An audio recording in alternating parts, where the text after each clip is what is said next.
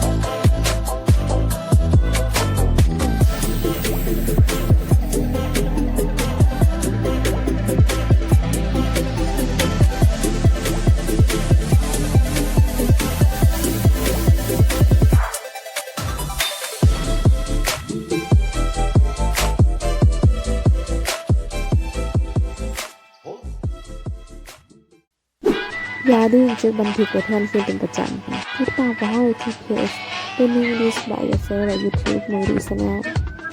เพื่อนๆสามารถสอบถามและเขียนข้อมูลได้ตามที่เพจคอมเมนต์โพสต์หรือให้ความเห็นเกี่ยวกับเพจนี้